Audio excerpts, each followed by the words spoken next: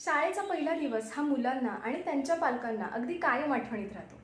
कारण आनंद, भीती, उत्साह, काळजी अशा अनेक भावना या दिवसाशी जोडल्या गेलेल्या असतात. शाळेची सुरुवात जर छान झाली ना, तर शाळेशी मुलांचं एक सुंदर नातं निर्माण होतं आणि मग बाकीचं शालेय जीवनही अगदी सहज सोपं होऊन जातं. शाळा हा मुलांच्या आयुष्यातला एक खूप महत्त्वाचा आणि अविभाज्य घटक आहे. आणि म्हणूनच शाळेचे अगदी पहिले सुरुवातीचे दिवस छान, उत्साहाचे, सकारात्मक अनुभवांचे जावेत यासाठी पालकांनी काय काय करायला हवं याच्या काही टिप्स मी या व्हिडिओमध्ये शेअर करणार आहे. नमस्कार, मी चैताली कुलकर्णी. मी एक स्कूल सायकोलॉजिस्ट आहे आणि तुमचं मूल यावर्षी जर पहिल्यांदाच शाळेत जाणार असेल तर तुम्ही हा व्हिडिओ शेवटपर्यंत नक्की बघा.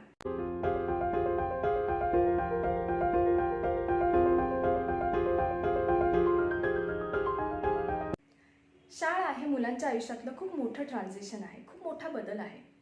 पहिल्यांदाच तुमचं बाळ आईवडिलांना सोडून किंवा घरातल्या आजी आजोबांना सोडून नवीन वातावरणामध्ये, अनोळखी लोकांमध्ये जाणार असतं आणि आयुष्यातल्या अशा बदलांना स्वीकारायला, नवीन लोकांना ॲक्सेप्ट करायला मुलांना थोडा वेळ हा लागतोच. पण पालकांनी जर घरीच मुलांना physically, mentally, emotionally, socially school ready जर बनवलं तर अशी मुलं आयुष्यातल्या चेंजेसला खूप लवकर कोपअप करतात आणि शाळेतही ते खूप कॉन्फिडेंट असतात. तर शाळा सुरू व्हायच्या आधीच तुम्ही मुलांकडनं काही छोट्या छोट्या ॲक्टिव्हिटीज जर करून घेतल्या तर तुम्ही मुलांच्या फिजिकल, मेंटल, इमोशनल, सोशल ॲस्पेक्ट्सवर काम करू शकता आणि मुलांना स्कूल रेडी बनवू शकता. तर फिजिकल ॲस्पेक्ट म्हणजे काय? तर शाळेत जाण्याआधी तुमच्या मुलांनी चालणं, बोलणं, gross motor movement, फायनर motor movement हे फिजिकल माइलस्टोन जरी अचीव केलेले असले तरी माइलस्टोन अचीव करणं आणि इंडिपेंडेंटली टास्क करणं यामध्ये खूप फरक आहे. त्यामुळे स्कूल सेटिंग्समध्ये मुलाची कुठली फिजिकल स्ट्रेंथ आणि अंडरस्टँडिंग लागणार आहे ते लक्षात घेऊन त्या पद्धतीने मुलांना रेडी करायला हवं. अगदी लहान मुलांना हेल्प करायला शाळेत टीचर असतात किंवा मावशी असतात, तरीही इंडिपेंडंटली तुमच्या मुलाला स्वतःची बॅग उघडणं, बंद करणं, मग ते झिपिंग अनझिपिंग असेल किंवा बक्कल लावणं, बक्कल उघडणं हे यायला हवं. त्याचबरोबर न सांडता टिफिन बॉक्स उघडणं, टिफिन बॉक्स बंद करणं, वॉटर बॉटल उघडून बंद करणं आणि ह्या सगळ्या गोष्टी परत बॅगमध्ये नीट ठेवणं या गोष्टींची प्रॅक्टिस असायला हवी. तसेच टिफिन खाण्याआधी आणि टिफिन खाल्ल्यानंतर स्वच्छ हात धुवून हात नॅपकिनला पुसणं, रुमालाला नोज क्लीन करणं, स्वतःचे शूज घालणं, शूज काढणं ह्या सगळ्या गोष्टी मुलाला यायला हव्यात आणि या सगळ्याची प्रॅक्टिस तुम्ही 1 महिनाभर आधीच मुलाकडनं करून घेऊ शकता. त्याचबरोबर फिजिकल ॲस्पेक्टमध्ये आहे मुलाचं डेली रुटीन. शाळा सुरू व्हायच्या आधी शाळेच्या टाईमटेबलप्रमाणे मुलाचं डेली रुटीन सेट करणं खूप गरजेचं आहे. मग शाळेच्या टायमिंगच्या आधीच मुलाने उठून आवरून ब्रेकफास्ट करून रेडी राहायला हवं. नाहीतर मग शाळेसाठी उठावं लागतं, शाळेसाठी लवकर आवरावं लागतं, त्यामुळे शाळा ही शिक्षेसारखी वाटायला लागते आणि मग मुलं शाळेत जायला रडायला लागतात. त्यामुळे शाळा सुरू व्हायच्या आधीच शाळेच्या टाईमटेबलप्रमाणे मुलाचं जर रुटीन सेट केलं तर शाळा सुरू झाल्यानंतर ते रुटीन डिस्टर्ब होत नाही. आता लहान मुलांच्या शाळेत खूप गाणी, गोष्टी, मस्ती, फिजिकल ॲक्टिव्हिटीज जरी असल्या तरी काही ॲक्टिव्हिटीज या बसून करायच्या असतात. त्यामुळे मुलाचं सिटिंग टॉलरन्स आणि इन्स्ट्रक्शन्स फॉलोईंग याकडेही लक्ष देणं गरजेचं आहे. आता मुलांना स्कूलसाठी मेंटली प्रिपेअर कसं करणार? तर कोणत्याही गोष्टीचं मेंटल प्रिपरेशनसाठी त्या गोष्टीविषयी एक बेसिक आयडिया किंवा एक बेसिक कल्पना असणं, त्या गोष्टीविषयी डोक्यात एक मेंटल रिप्रेझेंटेशन असणं खूप गरजेचं असतं. For example, Naveen office join करण्याआधी जर आपल्याला ऑफिसमध्ये बसायची जागा, साधारण कामाचं स्वरूप, एक 2-3 कलिग्स ओळखीचे असतील तर आपण रिलॅक्स असतो. त्याचप्रमाणे मुलांना स्कूलसाठी रेडी करताना, मेंटली प्रिपेअर करताना शाळा सुरू व्हायच्या आधी तुम्ही एक 4-5 वेळा शाळेच्या टायमिंगमध्ये स्कूल व्हिजिट्स करू शकता. जेणेकरून शाळेकडे जाण्याचा रस्ता, शाळेची बिल्डिंग, शक्य असल्यास त्यांचा क्लासरूम आणि टीचरांशी ओळख करून देऊ शकता.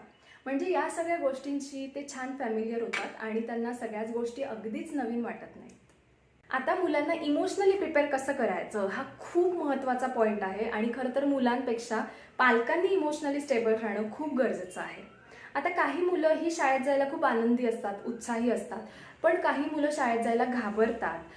त्यांना आई वडिलांना सोडून जायचं नसतं, ते आईला चिकटून बसतात किंवा घरापासूनच रडारड सुरू करतात आणि अशा रडणाऱ्या मुलांना जबरदस्तीने शाळेत बसवणं आईवडिलांच्या अगदी जीवावर येतं. मग माझं बाळ छान शाळेत बसेल का? ते कायमच रडेल का? गर्दीत हरवलं तर काय होईल? त्याला कोणी मारलं तर काय होईल? सुसूपोटी आलं तर ते नीट सांगेल का? अशा अनेक प्रश्नांनी आईवडील पॅनिक होऊन जातात आणि लहान मुलांबरोबर तेही इमोशन्समध्ये वाहून जातात. त्यामुळे काय होतं, ते स्वतः खूप पॅनिक होतात आणि मुलांनी कसं तरी शाळेत बसण्यासाठी कुठले तरी शॉर्टकट शोधायला लागतात. जसं की ब्रायबिंग. म्हणजे आज तू शाळेत बसलास किंवा शाळेत गेलास की तुला चॉकलेट देणार आहे. आज न रडता शाळेत बसलास तर तुला हे मोठं टॉय आम्ही आणून देणार आहोत. किंवा कंपॅरिझन. बाकीची मुलं कुठे रडतात, त्यांच्या पण आया नसतात, तुझा मोठा दादा नाही का शाळेत जात, असं म्हणून मुलांना ओरडलं जातं. नाहीतर मग आमचा मुलगा शाळेत रडतो म्हणजे याला टीचर किंवा शाळेतला कुठला तरी स्टाफच जबाबदार असेल, असं म्हणून गोष्टी खूप पर्सनली घेतल्या जातात. तर असं न करता स्वतः शांत स्टेबल राहून मुलांना इमोशनल रेडी करण्यासाठी त्यांना सपोर्ट करायला हवा. असं करताना कुठेही त्यांच्या इमोशन्सला अजिबात इनव्हॅलिडेट करायची गरज नाही आहे. म्हणजे तू का रडतोस, तुला का रडू येतं, शाळा सुटल्यानंतर आम्ही येतोच ना घ्यायला. कारण काय होतं की भावना ह्या इथून फील करत असतात, ते मुद्दाम करत नाही आहेत. आणि जेव्हा घरातनं असे प्रश्न विचारले जातात तेव्हा मला जे वाटतंय किंवा मला जी आईवडिलांची आठवण येते, मला जे रडू येतंय ते खूप चुकीचं आहे आणि मग मी आता काय करू, यामुळे त्यांचा स्ट्रेस अजून वाढतो. तर पहिल्यांदा शाळेत जाताना मुलं ही रडणार आहे, थोडंसं वेगळं त्यांचं वागणं बदलणार आहे.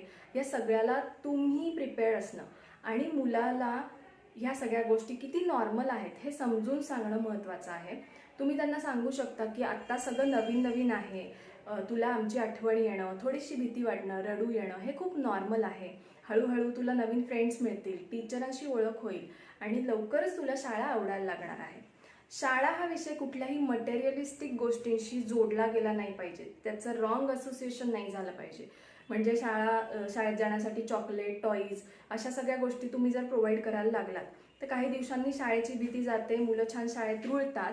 पण मी रडल्यावर आई मला चॉकलेट देते किंवा मी रडल्यावर मला टॉईज मिळतात म्हणून नंतर ह्या सगळ्या गोष्टी ते ॲज अ टूल वापरायला लागतात, हट्ट करायला लागतात आणि जे हवंय ते तुमच्याकडनं मिळवून घेतात. आता मुलांना सोशली रेडी करण्यासाठी pretend play or situational play is the best thing to do. म्हणजे तुम्ही तुमच्या मुलांबरोबर स्कूल घरी खेळू शकता, ज्यामध्ये कधी तुम्ही टीचर असाल, कधी तुमचं मूळ टीचर असेल आणि मग अशा खेळण्यातच काही सोशल रिस्पॉन्सिबिलिटीज, सोशल नॉर्म्स तुम्ही मुलांना शिकवू शकता.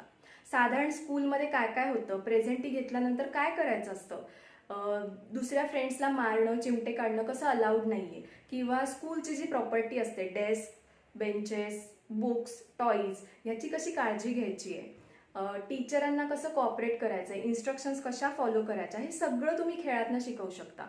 किंवा ग्रुपमध्ये एकत्र बसून मिक्स होऊन कशा ॲक्टिव्हिटीज होतात, हे जर तुम्ही मुलांना घरीच शिकवलं तर त्यांना स्कूलमध्ये ॲडजस्ट व्हायला अजिबात प्रॉब्लेम येत नाही. तर व्हिडिओ शेवटपर्यंत बघितल्याबद्दल धन्यवाद. हा व्हिडिओ तुम्हाला आवडला असेल तर लाईक करा, शेअर करा आणि सबस्क्राईब करा.